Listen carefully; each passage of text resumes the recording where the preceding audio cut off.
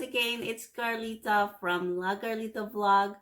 Last week we talked about footwear for ourselves.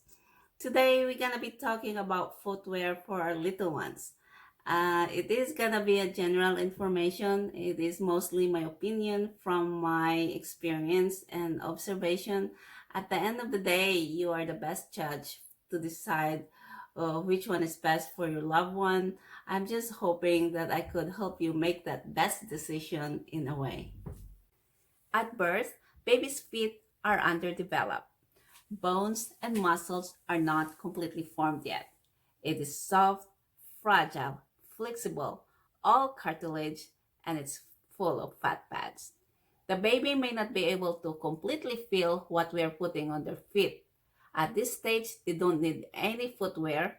However, if we decided to use socks for warmth, I suggest that use socks that are way bigger than their feet size. I'm very particular of this because I don't like creases or any markings that's left on the skin when you take that socks off. I thought the baby needs full circulation and sensory stimulation in order for that feet to mature. As the child grows, the foot starts its maturity. The muscle strength gets stronger. The bone or the cartilage starts to harden to become a bone. The sensory, the posture, the movement, the balance starts to develop. And this continues until the age of 18 or early adolescence. Until the child walk comfortably on their feet, it is really important to allow the child to sense on those feet in order to feel the different types of surfaces, and also to allow the muscles to develop correctly and get stronger by allowing them to walk or crawl around on their bare feet. If your child is taking few steps and you want some protection when she or he is outdoor, a material like this is sufficient. It is soft to allow flexibility, and it's thin to allow the child to sense the surface. And if you look at the shape, the child's foot is shaped like this.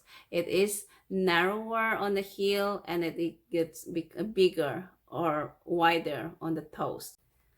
As your child gets comfortable on their feet, you'll notice that they don't want your help anymore. They want to be walking on their own. When you look at their feet, you'll notice that the fat pads disappear, and the arch starts to be visible. It's about time to introduce their first pair of shoes, which is supportive at the same time. It allows the natural development of those little feet. So you want to get something that is like this.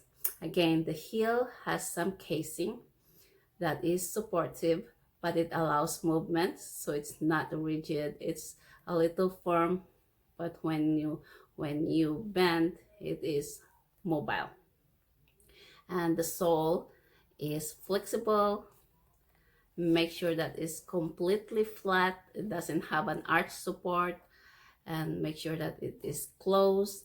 It's wider on the toes area compared to the heel, and it has a velcro so you can adjust accordingly. And of course, it is one size bigger than the normal foot size.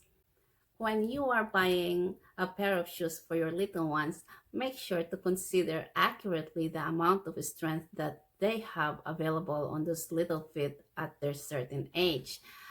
When I bought this pair of sandals for my 3 years old, I thought it was okay, because when I tried them, it seems like it does allow flexibility and mobility on those little feet. However, when he used them, he has a funny running. His walking is awkward. He gets tired so easily, and he ended up asking us to carry him more. He is not as active as he used to be with the other shoe that he is wearing. So we have a more success on this kind of shoes. It is very light, and these shoes are something that I would let them wear from 3 years old to 7 years old. Again, it is light, it is flexible, it has a good heel support here. It is firm, but then it allows mobility. and it's Velcro. You can use a lace if we prefer to use the lace. And most of all, it has a good foot size over here that it accommodates the foot size of the little kid, and make sure that it's flat. So this shoes is flat, it doesn't have an arch support, and it has a good grip on the sole here. And as I've said, this is something that I would let my kids use until they are 7. By the age of 7, your child's foot arch should be fully developed. So at this time, you should be able to tell if your child's shoes needs to be modified accordingly.